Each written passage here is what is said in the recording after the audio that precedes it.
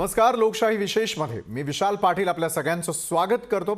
विलीनीकरण कशासाठी हा खरं तर प्रश्न, कारण राज्यातील एसटी कर्मचाऱ्यांचा संप संपल्याचं गुरुवारी जाहीर करण्यात आलं आणि त्यानंतर एसटी पुन्हा रस्त्यावर आली. मात्र आजही अनेक ठिकाणी एसटी कर्मचारी संपावरती आहेत आणि त्यांची मुख्य मागणी आहे ती म्हणजे एसटी महामंडळाच्या विलीनीकरणासंदर्भातली. एसटी कर्मचाऱ्यांना राज्य सरकारमध्ये विलीनीकरण का हवंय, त्यांचा कृती समितीवरती काय नेमका आरोप आहे, यावरच आज आपण लोकशाही विशेषमध्ये करणार आहोत चर्चा. विलीनीकरण कशासाठी, तर चर्चेपूर्वी पाहूयात लोकशाहीचा आमचा विशेष रिपोर्ट. त्यानंतर सर्व मान्यवरांबरोबर सखोल चर्चा. त्याच्या आत्महत्या झाल्यात, आता फक्त आम्हाला आत्महत्या करायची वेळ आली.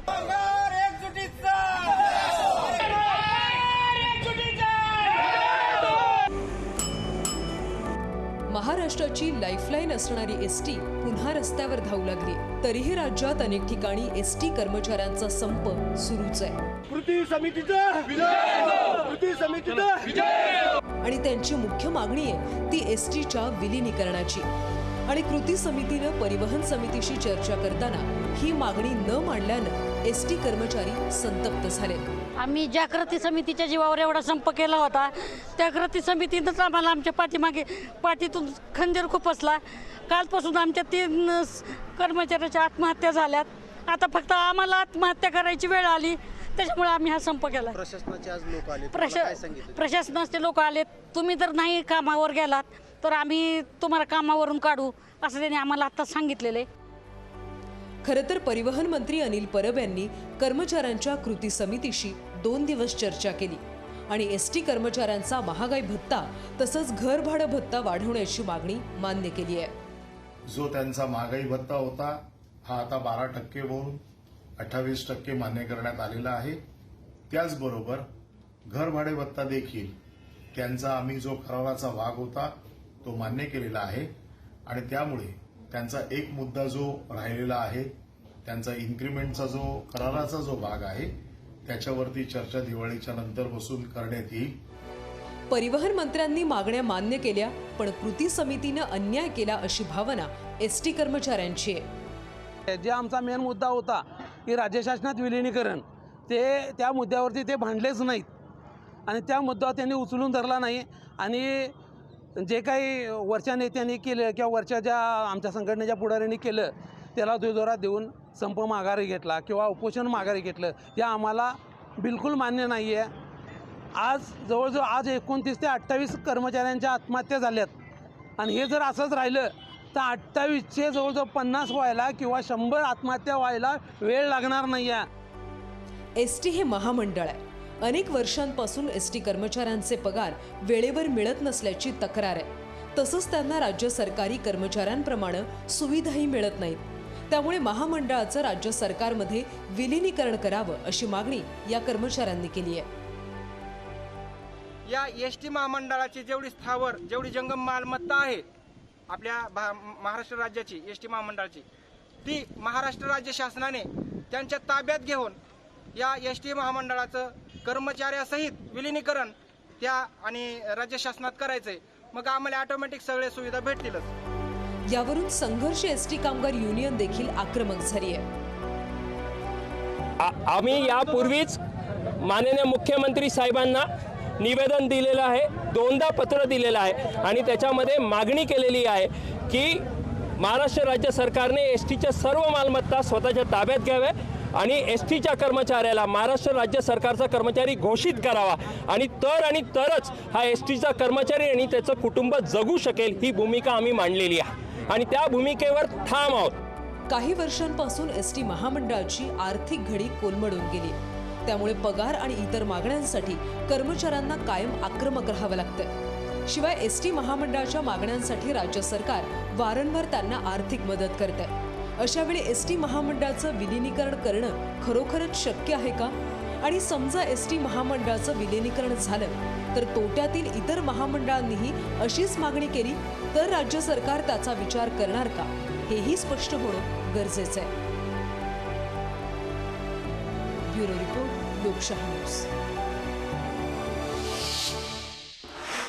तर विलीनीकरण कशासाठी या संदर्भामध्ये अधिक चर्चा करण्यासाठी आपण कृती समितीचे सदस्य संदीप शिंदे, त्याचबरोबर एसटी संघटना संघर्ष कामगारचे विभागीय सचिव संदीप जाधव आपल्यासोबत आहेत. भाजपचे प्रवक्ता गणेश हाके आणि काँग्रेस प्रवक्त्या उत्कर्षा रुपवते देखील आपल्यासोबत या चर्चासत्रात सामील होणार आहे.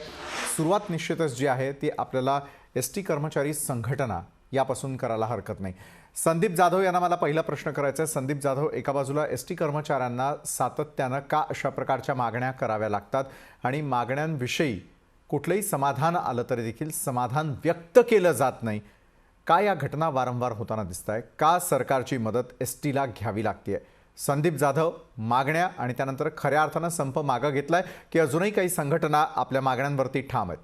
संदीप जाधव. कर्मचाऱ्यांचा महत्वपूर्ण प्रश्न होता की एसटी महामंडळाचे विलिनीकरण,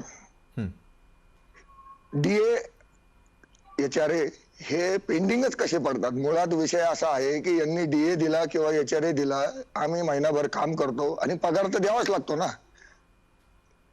आणि हा डीए एचआरए पेंडिंग ठेवायचा, मूळ विषयातून लोकांना बाजूला भटकवायचं, हे त्याचं मूळ कारण आहे. कोण करताय? आज 16% डीए जर हा पहिले जर रेग्युलर भेटला असता पेंडिंग, तर आमच्या काही कर्मचाऱ्यांच्या आत्महत्या वाचल्या असत्या सर. मुळात पगार कमी, तो जे काय भेटणार आहे ते वेळेवर द्यायचं नाही, त्याच्यामुळे कर्मचाऱ्यांची कर्जबाजारी झालेली आहे.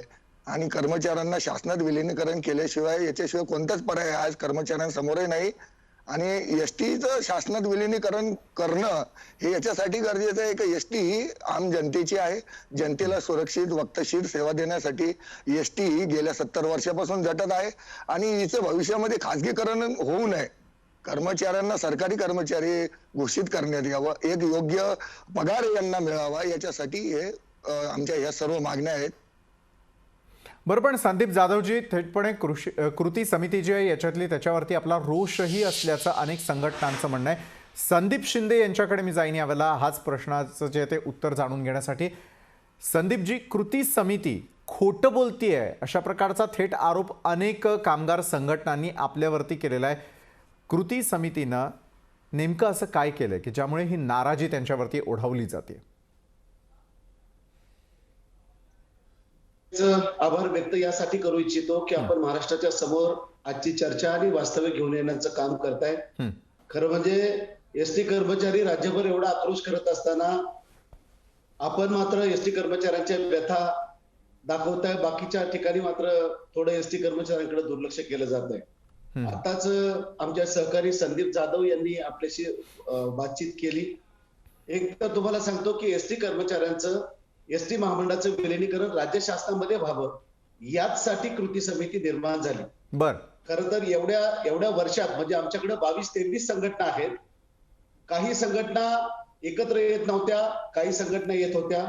माझ्याकडून जाणीवपूर्वक, मला त्याचं क्रेडिट घ्यायचं नाहीये, पण जाणीवपूर्वक 3 वेळा प्रयत्न करून प्रथमतः असं झालं की एसटी महामंडळातल्या सगळ्या संघटना 19 तारखेला मुंबईमध्ये आम्ही एका छताखाली आलो. बर, आल्यानंतर हाच अजेंडा राबवला गेला की एसटीची आजची परिस्थिती जर बघितली तर ही परिस्थिती अतिशय गंभीर आहे. ज्या एसटीने गेली 74 वर्ष या महाराष्ट्राची सेवा केली, शैक्षणिक क्रांती केली, शिक्षकांना मदत केली, शिक्षणाच्या विद्यार्थ्यांना मदत केली, शेतकऱ्यांना मदत केली, टपाल खात्याला मदत केली, वृत्तपत्रांना मदत केली, त्या एसटी वाल्यांच्या वरती वेळ अशी येते की गेली 2-3 वर्ष झालं आमच्या पगाराची 7 तारीखची आहे, ती 7 तारीख हल्ली गेली आणि कधी नव्हे तो विकार आमच्या एसटीला लागला. सर्वात प्रथम म्हणजे की आमच्याकडे आत्महत्याचं सत्र घडायला लागलं. आज 28वी 29वी आत्महत्या घडली.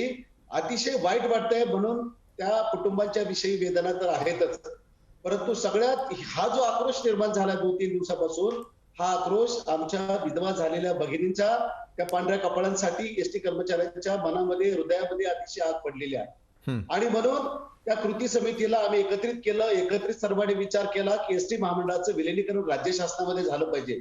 इतर देशामध्ये जेवढी परिवहन महामंडळ आहेत त्यापैकी कोणतंच परिवहन महामंडळ फायद्यामध्ये नाहीये, कारण तो सेवा उद्योग आहे आणि सेवा उद्योगाला नफ्या तोट्याचा विचार न करता तो उद्योग चालवला पाहिजे. सार्वजनिक वाहतूक व्यवस्था बळकट केली पाहिजे. ज्या राज्याची सार्वजनिक वाहतूक व्यवस्था बळकट असते त्या राज्याची प्रगती निश्चितपणाने होते. आणि आमचं तर महामंडळ आशिया खंडातलं नंबर 1चं महामंडळ आहे आणि म्हणून आमची सर्वांची इच्छा हीच आहे की एसटी महामंडळाचं विलिनीकरण राज्य शासनामध्ये झालं पाहिजे. मग त्या कृती समितीमध्ये सगळे प्रस्ताव मांडले गेले, सगळ्यांची मत घेतले गेले आणि सगळ्या कृती समिती एकत्रित झाल्यानंतर असं 3 टप्प्याचा कार्यक्रम देण्यात आला. एक तर काय झालंय की आमच्या आता ज्या आत्महत्या घडतायत ना, त्या आत्महत्या कशासाठी होत आहेत, तर आम्हाला अनियमित वेतन आहे. वेतन अनियमित कशाला होतं की नेमकं 7 तारीख ते वेतन जोपर्यंत मिळत नाही तोपर्यंत एका दुसरी आत्महत्या घडलेली असते. म्हणजेच काय की आमचा जर पगार बिघडला, पगाराची तारीख बिघडली की आमचं कुटुंबाचं गणित कोलमडतं आणि कुटुंबाचे प्रमुख मग असा वाईट विचार करतात. तेव्हा आपल्या माध्यमातून एकतर माझी हात जोडून नम्रपणाने विनंती, मित्रांनो, भावांनो, घाबरू नका. आपण सर्वजण हातात हात घेऊन लढूया, परंतु आत्महत्येसारखं टोकाचं पाऊल उचलू नका. बरोबर आहे. मात्र आत्महत्येसारखं टोकाचं पाऊल उचलायला लागणं, मग ते कुठल्याही क्षेत्रासाठी असू दे, शेतकरी असू दे, एसटी असू दे, त्यांच्यासाठी अतिशय दुर्दैवी आहे. आपल्याकडे मी पुन्हा एकदा येण्याच मात्र गणेश हाके आपल्यासोबत जोडले गेले. तर गणेश हाकेजी, दरवर्षी सणासुदीचा काळ आला किंवा अनियमितपणे मिळणारं जे वेतन आहे त्यामुळे एसटी कर्मचाऱ्यांच्या समस्या या फार मोठ्या होत चालल्याचं दिसतंय. दिवाळीच्या तोंडावरही जर अशाच प्रकारे एखादी आत्महत्या होत असेल आणि त्यानंतर विलिनीकरणाचा प्रश्न समोर येत असेल तर खऱ्या अर्थानं एसटी कर्मचाऱ्यांच्या मागण्या म्हणून ते आंदोलनं करतायत की मग आता विलिनीकरणाचा मुद्दा लावून धरण्यासाठी म्हणून अशा प्रकारचं आंदोलन करण्याची वेळ एसटी कर्मचाऱ्यांवरती आलेली आहे. गणेश हाके. विशालजी, आपण गेल्या 2 वर्षभरामध्ये ह्या एसटी कर्मचाऱ्यांच्या वरती ज्या पद्धतीनं ह्या शासनाकडून जो अन्याय होतो आहे, यांची जी काही फसवणूक आणि पिळवणूक होती आहे ती अत्यंत या महाराष्ट्राच्या दृष्टीनं अत्यंत दुर्दैवी आहे. खरं म्हणजे महाराष्ट्राचं हे एसटी महामंडळ किंवा एसटीचे कर्मचारी आज महाराष्ट्रामध्ये 1,04,000 कर्मचारी आहेत आणि हे कर्मचारी बिचारे अत्यंत अत्यावश्यक सेवेमध्ये यांना मोडून यांना कुठल्याही पद्धतीमध्ये म्हणजे महाराष्ट्रामध्ये कुठली आणीबाणी असेल, काही असेल, अशा परिस्थितीत सुद्धा हे या महाराष्ट्रातल्या गोरगरीब जनतेची सेवा करतात. एसटी हे खरं म्हणजे गरिबांचं वाहन आहे. ग्रामीण भागामधल्या वाड्या वस्त्या तांड्यावरती जे लोक आहेत, जे खरं म्हणजे स्वतःची वाहनं ज्यांच्याकडे नाही आहेत आणि ते घेऊ शकत नाहीत, अशा गोरगरिबांचं हे वाहन आहे. आणि अशा दृष्टीनं खरं म्हणजे हे सेवा उद्योगामध्ये मोडणारा हा एक प्रकार आहे खरं म्हणजे. तर अशा परिस्थितीमध्ये गेल्या 2 वर्षामध्ये या महाराष्ट्रातल्या सरकारनं त्यांच्याकडे अत्यंत त्यांच्या मागण्यांकडं, त्यांच्या आरोग्याकडं अत्यंत डोळेझाक अशी केलेली आहे. आणि म्हणून तुम्हाला मी सांगतो, कोरोना काळात सुद्धा या लोकांनी बिचाऱ्यांनी स्वतःचा म्हणजे प्राणची पर्वा न करता लोकांची सेवा दिली. मला सांगतो की मग ते लोक बाहेर सोडणे असतील, ये जा करण्याच्या गोष्टी असतील, या एसटीची सेवा एका कर्मचाऱ्याने दिली. पण दुर्दैवानं त्या कोरोना काळामध्ये 73 कर्मचारी ह्या म्हणजे कोरोनाच्या काळामध्ये त्यांना कोरोना झाल्याने ते वारले. त्या 73 कर्मचाऱ्यांना 50 लाख रुपये जे काही सरकार देण्याची घोषणा करते ते 50 लाख रुपये अद्यापपर्यंत त्यांना मिळालेले नाहीत. त्यांना त्यांच्या अनुकंपा तत्वावर त्यांच्या मुलांना, त्यांच्या नातेवाईकांना नोकरी द्यायला पाहिजे, ती नोकरी दिली नाही. त्याचप्रमाणे ही गेली 2 वर्ष, गेल्या 2 वर्षामध्ये यांना 6-6 महिने पगार मिळाले नाहीत. आणि म्हणून 29 आताचा परवाच एक शेगावमध्ये जी आत्महत्या झालेली आहे एका म्हणजे कर्मचाऱ्याची, अत्यंत दुर्दैवी 29 कर्मचाऱ्यांनी गेल्या 2 वर्षामध्ये आत्महत्या केल्या. मला सांगा की ही किती म्हणजे महाराष्ट्राच्या दृष्टिकोनातून जे पुरोगामी महाराष्ट्र म्हणतो आपण, अशा महाराष्ट्रातल्या या राज्यामध्ये जे महाविकास आघाडीचं दळभद्री अशा स्वरूपाचं सरकार सत्तेवर बसलेलं आहे, याला संवेदनाहीन अशा स्वरूपाचं सरकार आहे. या खरं म्हणजे कर्मचाऱ्यांची संवेदना त्यांना जाणवत नाही. आणि म्हणून आज 29 कर्मचाऱ्यांनी आत्महत्या केलेली आहे. आणि मागण्या काय आहेत त्यांच्या मागण्या हेच आहेत की आम्ही सरकारी कर्मचाऱ्याप्रमाणे आम्हाला 28% आम्हाला महागाई भत्ता द्यावा, याची अरे म्हणजे घरभाडे भत्ता राज्य सरकारी कर्मचाऱ्याप्रमाणे आम्हाला द्यावा. आम्हाला आमचं आणि ही खरे म्हणजे ही महाराष्ट्र जे एसटी महामंडळ हे अंगीकृत अशा स्वरूपात शासनाचं महाराष्ट्र सरकारचं आहे. आणि अशा वेळेला या महामंडळाला आम्हाला सरकारमध्ये सामील करून घ्यावं, जेणेकरून ही संपूर्णपणे प्रॉपर्टी प्रचंड प्रमाणामध्ये एसटी महामंडळाची प्रॉपर्टी आहे. तुम्हाला त्याचं कमर्शियलायझेशन करा, त्याचं तर म्हणणं याचं काय करायचं ते करा, पण आम्हाला या सरकारमध्ये जर विलीनीकरण आमचं जर केलं तर आम्हाला राज्य सरकारच्या कर्मचाऱ्यांप्रमाणे सगळ्या सुविधा मिळतील आणि आम्हाला मनापासून आनंदाने ही नोकरी करता येईल, अशा पद्धतीची ती भावना आहे. कारण म्हणजे ह्या माफक अशा आणि अत्यंत न्याय अशा स्वरूपाच्या ह्या कर्मचाऱ्यांच्या मागण्या अशा असताना सुद्धा हे सरकार जाणीवपूर्वक या कर्मचाऱ्यांची आता म्हणजे खरं म्हणजे पिळवणूक करत आहे, यांना फसवते. प्रत्येक वेळेला गेल्या 2 वर्षापासून यांनी चिटिंग या सरकारनं या महामंडळाच्या कर्मचाऱ्यांच्या बरोबर सुरू केलेली आहे आणि ते मात्र काहीच नाही. आता परवा सुद्धा जो 3 दिवसापासून यांनी जो काही आपलं संप उपोषण सुरू केलेलं आहे, या उपोषणामध्ये कर्मचाऱ्यांची मुख्य मागणी बाजूला ठेवली आणि फक्त त्यांना महागाई भत्ता, खरं म्हणजे महागाई भत्ता हा त्यांचा न्याय हक्क आहे, तो द्यायलाच पाहिजे होता. ते काही नाकारू शकत नाही, ते टाळू शकत नाही. घरभाडे बाजू सुद्धा द्यायला पाहिजे होतं. तो ह्या दोनच मागण्या त्यांनी मान्य केल्या. पण ज्या प्रमुख मागण्या आहेत की जी खरं म्हणजे या कर्मचाऱ्यांची महाराष्ट्र सरकारमध्ये यांना विलीन करावे अशी प्रमुख मागणी आहे, त्या मागणीच्या संदर्भात मात्र त्यांनी अजिबात हे केलं नाही. एवढं वेतनवाढीच्या संदर्भात त्यांची 3% वेतनवाढीच्या संदर्भातली मागणी आहे, ती सुद्धा म्हणे दिवाळीच्या नंतर आपण चर्चा करू, असं म्हणजे यांच्या तोंडाला पाणी पुसण्याचं काम या सरकारनं केलेलं आहे. खोटे बोलतात फक्त.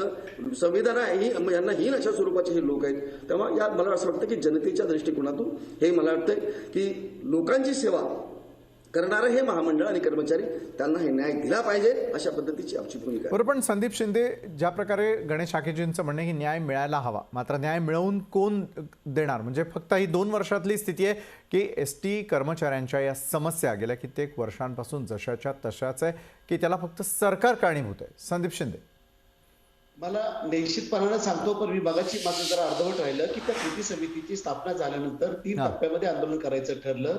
आमचा पगार घरात नसल्यामुळे आत्महत्या वाढतायत आणि म्हणून जी आर्थिक देणी होती, आमचं घरभाडे भत्ता, रेट ऑफ इन्क्रीमेंट आणि महागाई भत्ता, या संदर्भामध्ये उपोषण करण्याचं ठरलं. हिवाळी अधिवेशनावरती महामोर्चा काढून सरकारला जाग आणायचं ठरलं आणि मान्यताप्राप्त संघटना म्हणून जो MRTU कायदा आहे, MRTU कायद्यातल्या 24 नंबर कलमाच्या ब नुसार राज्यातल्या कामगारांचं मतदान घ्यावं लागतं संपावर जाण्यापूर्वी आणि त्यांच्या मतदानाचा ठराव सुद्धा आमच्या राज्य सरकारने केला. बेमुदत संपावर जाण्याचा ठराव केला आणि ते मतदान घेऊन बेमुदत संपाची नोटीस आज देणार आहोत. आजची परिस्थिती काय झाली किंवा ती ताई मगाशी दाखवली की कृती समितीने आम्हाला फसवलं, तेव्हा ताईला माझं हात जोडून विनंती, काल परिवहन मंत्री महोदयांच्या बरोबर मंत्रालयात 503 मध्ये चर्चा झाली असताना 20 मिनिटं आमची विलिनीकरण या मुद्द्यावरती चर्चा झाली. त्यांच्याकडून सांगण्यात आलं की हा राज्य सरकारचा प्रश्न तुम्ही राज्य सरकारकडे मांडा, आर्थिक मुद्दे सोडून घेणं महत्वाचं, कारण उपाशी पोटी सैन्य लढू शकत नाही. विलिनीकरणासाठी संघर्ष महासंग्राम हा होणारच आहे. परंतु आज पहिल्यांदा असं घडलंय की आज आमच्या एसटीकडे कधीच राजकारणाची बाधा नव्हती. आज काय झालं की आमचं रात्री आर्थिक मुद्दे जे होते त्याचं उपोषण सुटलं. त्यानंतर आम्ही वाहतूक, या दिवाळीमध्ये प्रवाशांना वाहतूक करणं आवश्यक आहे आणि म्हणून आम्ही रात्री उपोषण मागं घेतलं की परत हे उपोषण चालू झालं. आमचं म्हणणं असं आहे, आम्हाला कोणतं राजकारण आणायचं नाही. कामगार हीच आमची जात आणि कामगार हाच आमचा पक्ष आहे. आम्हाला ह्याच्यात राजकारण कुठलं आणायचं नाही. हाकेजी सांगत होते कृती समितीने वेळ नाही दिला किंवा कृती समितीने विषयच नाही काढला, तर कृती समितीने विषय मंत्री महोदयांच्या समोर काढला. विलिनीकरणावरती चर्चा झाली, पण विलिनीकरणाच्या संदर्भामध्ये जो कायदेशीररित्या, कारण आज जो कर्मचारी आमच्या रस्त्यावरती आहे, प्रशासन सांगताय त्यांना की तुमच्यावरती कारवाई करू. आमच्या कर्मचाऱ्यांचं संरक्षण करण्याची जबाबदारी सुद्धा आमची आहे आणि म्हणून कायदेशीररित्या मुख्यमंत्री महोदयांना, परिवहन मंत्री महोदयांना त्या ठिकाणी आम्ही नोटीस देऊन आम्ही संप करणार आहोत, कारण या संपाची जबाबदारी घ्यायला आज कोण नाहीये. माझे ते संदीप औरंगाबादचे जे बोलले त्यांनी आता ते जागेचं हे करा, ठीक आहे ना, एसटीच्या नावावरती जागा असतील तर ते जागेचं एक वेगळा प्लॅटफॉर्म त्यांचा आहे. त्यांचे नेतेही कृती समिती होते, नंतर कृती समितीतून तो बाहेर पडले. परंतु मला असं वाटतं की एक वज्रभूत तयार झालेले सगळे कर्मचारी एकत्र आले आहेत. तेव्हा माझी नम्रपणाने विनंती आहे की विलिनीकरणासाठी कायदेशीररित्या लढा दिला पाहिजे, कारण राज्य शासनाने कायदेशीर लढा देत असताना संदीपजी एक गोष्ट महत्वाची की सर्व संघटना या मागणीवरती एकत्र आहेत का, ठाम आहेत का? 100% आहेत. आणि जर ते एकत्र आहेत तर मग कृती समितीवरती अशा प्रकारचे आरोप का केले जातात? जर एका बाजूला विलिनीकरणासंदर्भातला मोठा निर्णय घेण्यात आला तर एसटी कर्मचाऱ्यांच्या सगळ्या समस्या देखील संपणार आहेत का? आणि विलिनीकरण करायचं झालं तर त्यासाठी सरकारनं आणि एसटी कर्मचाऱ्यांनी काय करायला हवं, या अनुषंगानं पुढील चर्चा सुरू राहील. एका छोट्याशा ब्रेकनंतर आम्ही लगेच परततोय.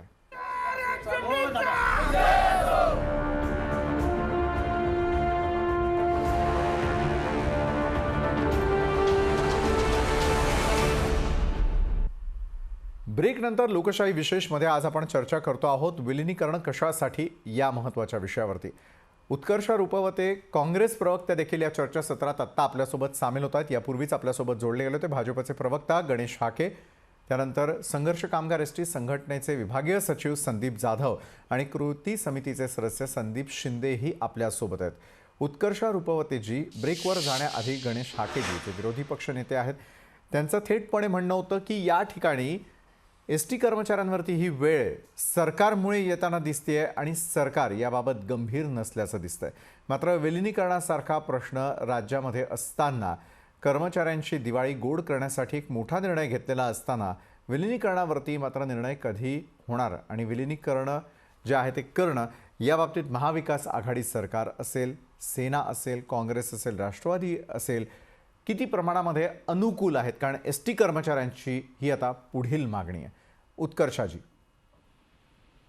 सर्वप्रथम ज्या एसटी चालकांनी आपल्या बांधवांनी तिथे गळफास घेऊन आणि त्याच्या आधी ज्यांनी आत्महत्या केली त्यांच्या सूचीस मी अभिवादन करते आणि विनम्र अभिवादन आवाहन आहे सगळ्यांना की अशा प्रकारची एक्स्ट्रीम कुठल्याही आपल्या बांधवांनी घेऊ नये. काळ बिकट आहे पण पूर्णपणे ताकदीने सगळ्यांच्या पाठीमागे महाविकास आघाडीचे सरकार उभं आहे. जो विषय आमच्या चर्चेला आपण घेतला आहे तो आज नवीच नाही, बऱ्याच दिवसांची मागणी आहे की परिवहन महामंडळाचं विलीनीकरण सरकारी यंत्रणेत व्हावं. त्यासाठीच्या अनेक चर्चा या आधी झाल्या आणि आताही परिवहन मंत्रालयात मला वाटतं सगळ्याच त्यांच्या युनियन्सची आणि जी कृती समिती आहे त्यांची सकारात्मक चर्चा पुढे सुरू आहे. हे सगळं सुरू असताना दिवाळीच्या ऐन तोंडावर जे काही महागाई भत्ता आहे, घराचा भत्ता आहे तो वाढवून दिल्यानंतरही अशी पावलं आपली बांधव उचलत आहे त्यात मला मनापासून दुःख वाटतं. पण ह्याविषयी महाराष्ट्राचं सरकार अतिशय गंभीर आहे आणि परिवहन मंत्र्यांसोबत जी काही चर्चा पुढच्या काळात होईल ती सकारात्मक दृष्टिकोनातूनच पुढे जाईल असं मला वाटतं. या पार्श्वभूमीवर आणखीन एक मी सांगू इच्छिते की ज्या प्रकारे एकूणच महागाईचा फटका फक्त परिवहन कर्मचाऱ्यांनाच नाही तर देशातल्या प्रत्येक माणसाला बसत आहे. त्याच्यात इंधन दरवाढ आहे, खाद्यतेलाच्या सगळ्या ज्या महागाईचं प्रमाण वाढलं आहे, इतर सगळ्या गोष्टी आहेत, मुलांचं शिक्षण आहे, घराचं सगळं अर्थकारण कोलमडलं आहे. कोरोनाच्या परिस्थितीमध्ये अर्थकारण प्रत्यक्षात राज्याचं घराचं सगळ्यात कोलमडाची परिस्थिती आहे. त्यामुळे ह्या सगळ्या पार्श्वभूमीवर थोडंसं संबंधितपणे आणि संयमाने आपण सगळ्यांनी पुढच्या मार्गाकडे बघायला हवं आणि निश्चितच ज्या प्रकारची चर्चा आपल्या या सगळ्या युनियन्समध्ये आणि कृती समितीमध्ये आणि परिवहन तुमचं म्हणणं आहे संयम जर थोडा ठेवला तर हे सगळं काही होऊ शकतं. मात्र मला संदीप जाधव यांना प्रश्न करायचा आहे, संयमाचा बाण एसटी कर्मचाऱ्यांचा आता का फुटलेला आहे? दुसरीकडे असलेला पगार आणि भत्ते हे नेहमी का रखडतात? संदीपजी, ह्या 100% मूर्खपणा आहे सर. जाणून बुजून येणारी रक्कम द्यायच्या वेळ आली की द्यायचं नाही. तोच प्रश्न दरवर्षी तुम्ही बघा, मागच्या 2 वर्षावर पण दिवाळीच्या ऐन तोंडावरती संप होतो. तो संप याच्यासाठी होतो की आमच्या लोकांना बोनस हवा, आमच्या लोकांना डीए हवा. हा आमचा फार मोठा अपमान करतात सर हे सारे मिळून. कोण या गोष्टी पेंडिंग नाही राहिल्या पाहिजे. यांच्यासाठी आंदोलन वगैरे करण्याची गरज नाही. आपण एका प्रगत महाराष्ट्रामध्ये राहतो. आपल्याला या कर्मचाऱ्यांना जर न्याय द्यायचा असेल तर त्यांची एकच मागणी आहे की सरकारमध्ये आमचं विलिनीकरण झालं पाहिजे. विलिनीकरणाशिवाय पर्यायच नाही. तुम्ही आम्हाला बाजूला ठेवणार आणि वेळोवेळी आमची होणारी वाढ पण देणार नाही आणि आम्ही तुम्हाला भांडणार पण नाही, असं होऊच शकत नाही. हे सर्व प्रस्थापित संघटना किंवा आता मला जास्त हे नाही बोलायचं, इथे काँग्रेसचे प्रवक्ते आहेत, बीजेपीचे प्रवक्ते आहेत, यांच्या दोघांचे सत्ता इथे राहिलेले आहेत. यांना हे वेगवेगळे प्रश्न मांडण्यात आलेले आहेत. 17.5% आमचा टॅक्स आहे, आम्ही गव्हर्नमेंटला देतो. हजारो कोटी रुपयाचा टॅक्स देतो आम्ही. या दोन्ही सरकार असताना आम्ही तो टॅक्स कमी करा म्हणून यांना मागणी केलेली वेगवेगळी. परंतु यांना एसटी वाचवायची नाही, एसटीचा कर्मचारी सुद्धा वाचवायचा नाही.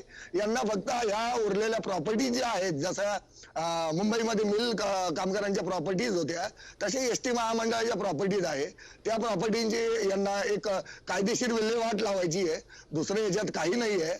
आणि एसटी कर्मचारी दिवसेंदिवस आत्महत्या करतोय. तुम्ही समजा तुम्हाला एखाद्याला जामीन द्यायचा, तुमचा रात्री 3 वाजता कोर्ट चालू असतो. इथं आमच्या 30 लोकांनी आत्महत्या केल्या. त्यांच्यासाठी तुम्हाला नवीन कायदा पास करायला किती वेळ लागायला पाहिजे? हे सारं बोलण्याचा भाग आहे. यांची मानसिकताच नाही का कर्मचाऱ्यांना आपण विलिनीकरण द्यावं किंवा कर्मचाऱ्यांना पगार वाढ द्यावी. वेळोवेळी यांना अडवून ठेवायचं आणि दिवाळीच्या तोंडावर म्हणायचं का आम्ही तुम्हाला दिलं. प्रवासी रस्त्याने म्हणतो का आमचे तिकीट वाढले, आमच्या पैशामुळे तुम्हाला बोनस भेटले. म्हणजे आम्ही यांच्या पैशासाठी नोकरी करतो का आम्ही आमचं सरकार आम्हाला पगार देते का आम्ही फक्त दिवाळीच्या टायमाला बोनस साठी नोकरी करतो? हे सारे विषय फार भयानक आहेत. हे सर्व राजकारण आहे. आज कृती समितीचा चेहरा हा उघडा पडलेला आहे. कर्मचाऱ्यांना व्हॉट्सअप आणि फेसबुकच्या माध्यमातून, प्रतिनिधींच्या माध्यमातून असे मेसेज होते का विलिनीकरण करायचं आहे. विलिनीकरणाच्या मुद्द्यावरती कर्मचारी हा गंभीर होता. त्या विलिनीकरणाच्या मुद्द्यावरती सर्व कर्मचाऱ्यांनी कृती समितीला पाठिंबा दिला. आमच्याही कानावरती न्यूज होत्या, आम्ही पण त्यांना पाठिंबा दिला. बाबा विलिनीकरण जर झालं तर फार चांगली गोष्ट आहे. पण काल रात्री आम्हाला कळलं का बाबा फक्त डीए साठी हे आंदोलन झालेलं होतं आणि आम्ही तर पहिल्यापासूनच आमची भूमिका स्पष्ट केलेली होती का संघर्ष युनियन या कृती समितीमध्ये नाहीये. कारण फक्त जर डीएच मागायचा आहे तर डीए हा कोर्टाकडनं सुद्धा आम्ही भांडून घेणारच होतो. परंतु विषय असा झालेला आहे. बरोबर. संदीप जाधव आपण केलेल्या आरोपाचं उत्तर संदीप शिंदे यावेळेला देतील. संदीप शिंदेजी, कृती समितीनं फसवणूक केलेली आहे का एसटी कर्मचाऱ्यांची, विविध संघटनांची? संदीप शिंदे. बिलकुल नाही. 3 टप्प्याचं आंदोलन जे ठरलं होतं त्यामध्ये आमची लाईव्ह महाराष्ट्राने सगळ्या मीटिंग बघितलेली होती.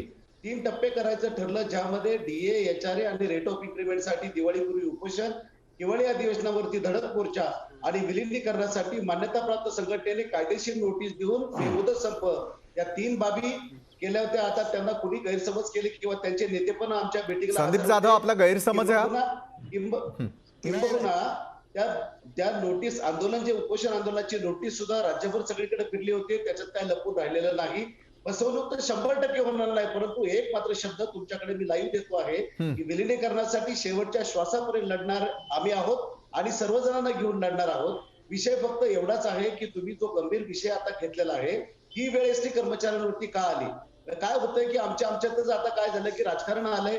आमच्यात कुठेतरी पायात साप सोडून द्यायचं आणि आमच्यात भांडण करायला लावायची. सगळ्यात महत्वाचं काय की गेल्या 74 वर्षात आमचा 7 तारखेचा पगार हल्ला कसा? आता एसटी गेली 74 वर्ष ज्या राज्याची सेवा केली त्या एसटीची दयनीय अवस्था कशी झाली? म्हणजे 8-8.5 म्हणजे जाणीवपूर्वक या एसटीचा वाढ विस्तार रोखला का? जेव्हा 8-8.5 कोटी जनसंख्या होती या महाराष्ट्र, आज 13.5 कोटी जनतेला आम्ही सेवा देतोय. तेव्हाही आमच्या गाड्यांची संख्या कुठं तर 16,800, प्रायव्हेट गाड्या झाल्यात 1,30,000. कावा आम्हाला दर वर्षाला ज्या गाड्या मिळत होत्या, स्क्रॅप करून जात होत्या, प्रवासी गाडीत बसला की प्रवासी म्हणतो हॉर्न सोडून तुमची गाडी खळखळ खळखळ वाजती आणि हॉर्नच तेवढं वाजत नाही. आम्हाला दरवर्षी नवीन गाड्या यायच्या, पंढरीच्या वारीला त्या नवीन गाड्या दिल्या जायच्या. बरं, म्हणजे संदीप शिंदेजी आणि संदीप जाधवजी, तुमच्या बोलण्यातून एक गोष्ट लक्षात येते की एसटीच्या या दुरवस्थेला देखील आता राजकारणीच जबाबदार आहे. मग सरकार कुणाचंही असू दे, मात्र त्या ठिकाणी सुनावणी होत नाही आणि त्यामुळेच आता विलिनीकरण हा पर्याय तुमच्याकडून समोर आणण्यात आलेला आहे का? या अनुषंगाने या सर्व मान्यवरांबरोबर चर्चा करूयात. छोट्याशा ब्रेक नंतर आम्ही लगेच परततोय.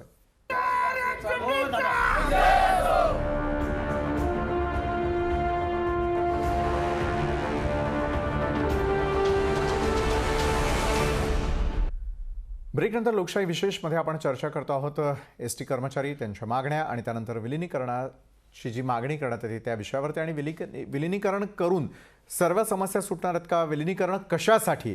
याचं उत्तर शोधण्यासाठी आपण अनेक मान्यवरांना आज या ठिकाणी आमंत्रित केलेलं आहे.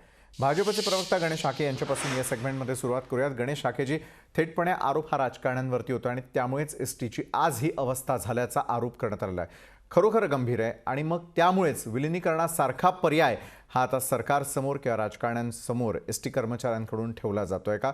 न्याय हक्क त्यांना कोण देणार? गणेशजी. विशालजी, मी तुम्हाला मुद्दाम 2 आता जे आपल्या वेगवेगळ्या संघटनांच्या 2 प्रतिनिधींनी जी आपली भूमिका इथं निश्चित केली, मला त्याच्या पलीकडे जाऊन मला या सरकारचं थोडंसं मला जे काही षडयंत्र आहे या एसटीच्या महामंडळाच्या संदर्भात आणि कर्मचाऱ्यांच्या संदर्भात, मला त्याच्या संदर्भात मला बोलायचं. मध्यंतरीच्या काळामध्ये यांच्याकडे पगार द्यायला पैसे नव्हते. कर्मचाऱ्यांचे 6-6 महिने पगार दिले नाही. यावेळेला यांना पगार देण्यासाठी यांनी कर्ज काढायचं ठरवलं आणि हे कर्ज कशाच्या आधारावर काढायचं, तर यांच्या ज्या प्रॉपर्टीज आहेत यांच्या मोठ्या मोठ्या एसटी महामंडळाच्या मोक्याच्या ठिकाणी मोठ्या जागा आहेत, प्रॉपर्टी ज्याची किंमत हजारो कोटी रुपये. या जागा गिरवी ठेवून त्याला म्हणजे गिरवी ठेवून त्याच्यावरती कर्ज काढण्याचं यांचं षडयंत्र होतं. यांना माहित होतं की अशा स्वरूपाचं एकदा कर्ज काढलं की आपण ते महामंडळ फायद्यात येणार नाही, येऊ द्यायचं नाही. कर्मचाऱ्यांना अशा पद्धतीचा त्यांना अन्याय करायचा, महामंडळ डिफंग बनवायचं आणि महामंडळ आता डिफंग चालत नाही म्हणून ते बंद करायचं, कर्मचाऱ्यांना स्वेच्छानिवृत्तीला भाग पाडायचं आणि त्या ज्या असलेल्या ज्या एसटी महामंडळाच्या हजारो करोडो रुपयाच्या लाखो रुपयाच्या प्रॉपर्टीज आहेत त्या हडप करायच्या. महाराष्ट्रामध्ये यांनी जसं सहकारी साखर कारखाने पण म्हणजे महाराष्ट्रातले सहकारी शेतकऱ्यांच्या मालकीचे सहकारी कारखाने बंद पाडले आणि आपण स्वतःच म्हणजे आपल्या नातेवाईकांच्या मार्फत विकत घेतले. तशा स्वरूपाचा एसटी महामंडळ बंद पाडायचं आणि त्या असलेल्या ज्या प्रॉपर्टीज आहेत त्या आपण खरेदी करायच्या, अशा पद्धतीचं या लोकांचं षडयंत्र तुम्हाला सांगतो की कशा पद्धतीने एसटी महामंडळ बंद पडेल, कर्मचारी उद्विग्न होऊन आत्महत्या करतील, सोडून जातील, स्वेच्छानिवृत्ती मागतील, अशा पद्धतीने त्यांना भाग पाडायचं. कारण जे त्यांचं न्याय मागणं आहे ते मागणं त्यांना द्यायचं नाही. यावेळेला कर्मचारी असं उद्विग्न होऊन आत्महत्या करतो.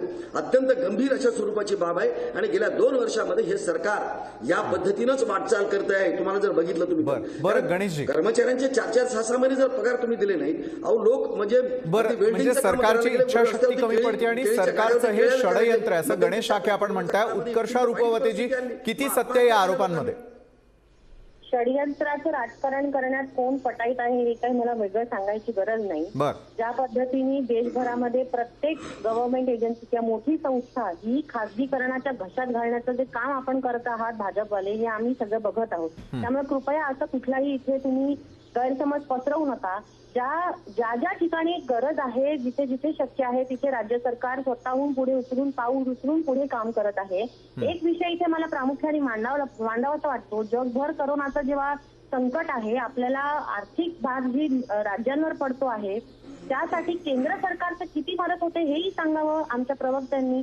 30,000 कोटी हक्काचे पैसे, महाराष्ट्राचे जीएसटीचे पैसे अजून परतावा मिळून मिळत नाही महाराष्ट्राला, ही त्याच्यातली शोकांतिका आहे. त्यामुळे म्हणजे तिजोरीमध्ये खडखडाट आहे आणि त्यामुळे मग एसटी कर्मचाऱ्यांचे हाल सुरू आहेत का? पुढे चर्चेला आलंच नसतं. त्यामुळे असं कुठलंही षडयंत्र नाही. पण जे विलंबित प्रश्न आहेत आमच्या कर्मचाऱ्यांचे, ते कर्मचाऱ्यांच्या संघटनांमध्ये काही वादविवाद असतील ते मिटवून पुढे नेऊन ते प्रश्न सोडवण्याचा सकारात्मक दृष्टिकोनच या सरकारचा आहे. बरं, पण संदीप जाधव यांना मला प्रश्न करायचा आहे. संदीपजी, दिवाळी आली किंवा त्यावेळेला हा खडखडाट, त्यावरून केंद्र विरुद्ध राज्य असं युद्ध आपण बघतो आणि मग त्या ठिकाणी पैसा कशा प्रकारे कमी आहे, त्यामुळे आपल्याला खर्चात कपात करावी लागते असं सांगावं लागतं. मात्र जे सरकारी कर्मचारी आहे त्यांना जे हवं ते सगळं मिळतं, मात्र फक्त एसटी कर्मचाऱ्यांना मिळत नाही आणि म्हणून मग विलिनीकरण हा मार्ग तुम्ही स्वीकारताय का? संदीप जाधव सर, मी तुम्हाला पहिलेच क्लिअर केलेलं आहे की मानसिकता हवी देण्याची. तिजोरीमध्ये खडखडाट आहे हे मी नोकरीला 25 वर्षापासून लागल्यापासून ऐकतोय. बरं, हे काही नवीन गोष्ट नाही. आणि कोणत्याही स्टेट मधलं जे ट्रान्सपोर्ट आहे हे सेवा आहे, इथे प्रॉफिट अँड लॉसचा प्रश्न नाही. हे तुम्ही जनतेच्या सेवेसाठी चालू केलेलं आहे. आणि काही स्टेटमध्ये त्यांच्या सरकारने हजारो कोटींची तरतूद केलेली आहे त्यांच्या याच्यामध्ये बजेटमध्ये. काही सरकारने विलिनीकरण सुद्धा करून दिलेलं आहे. मग गुजरात सरकार आपल्या या महामंडळासाठी, गुजरात एसटी महामंडळाच्यासाठी अर्थसंकल्पामध्ये हजारो कोटीची तरतूद करतं. आमचं सरकार असं करतं का? तरी तुम्हाला हे महाविकास आघाडीचं सरकार असं करतं का? गुजरात मधलं जर स्टेट कर्मचाऱ्यांना वेळेवर पगार मिळतात, त्यांना सगळ्या सुविधा दिल्या जातात, तर महाराष्ट्रातल्या कर्मचाऱ्यांना का दिले जात नाही?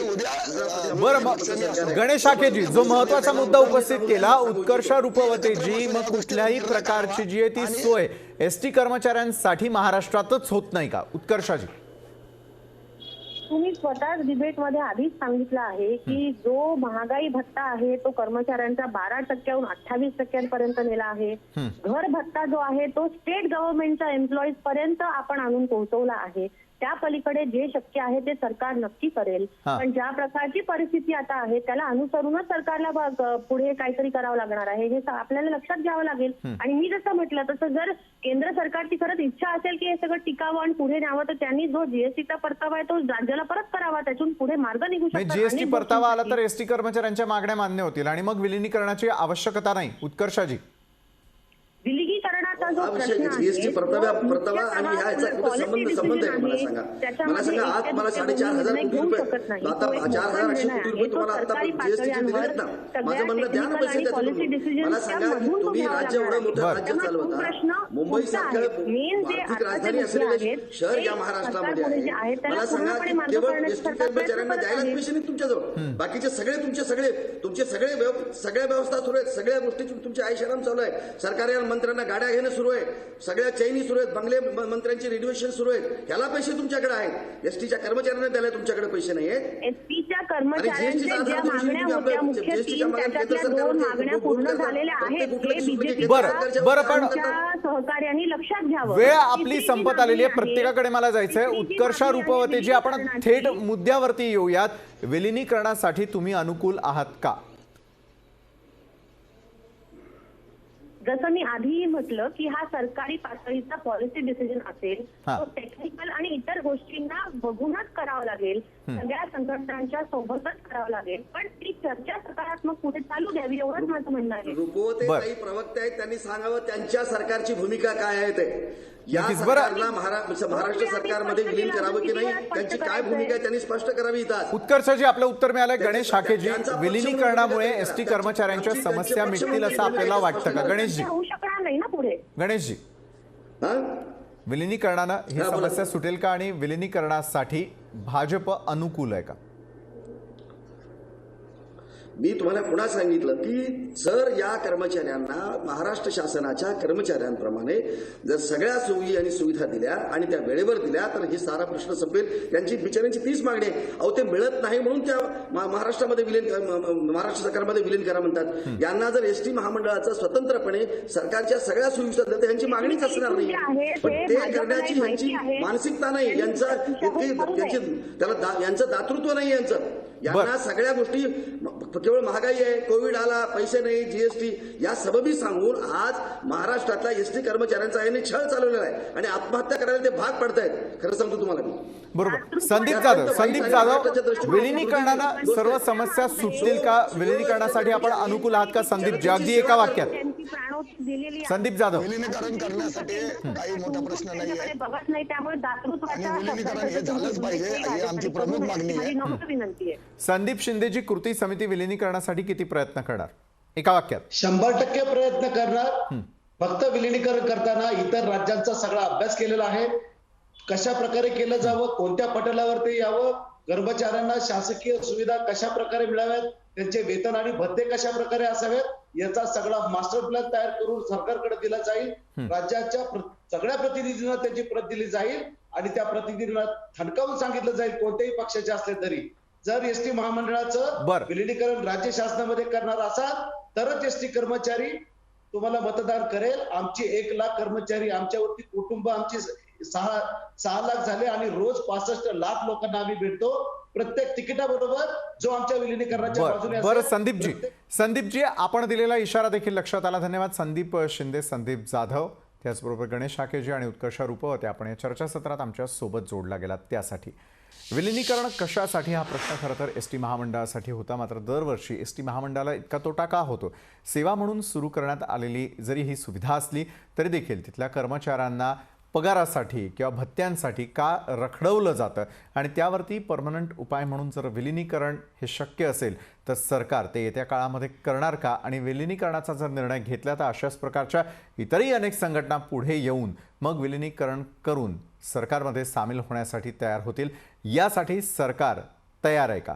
असे अनेक प्रश्न जे अनुत्तरितच राहतात. आजच्या लोकशाही विशेषमध्ये वेळ झाली इथंच थांबण्याची.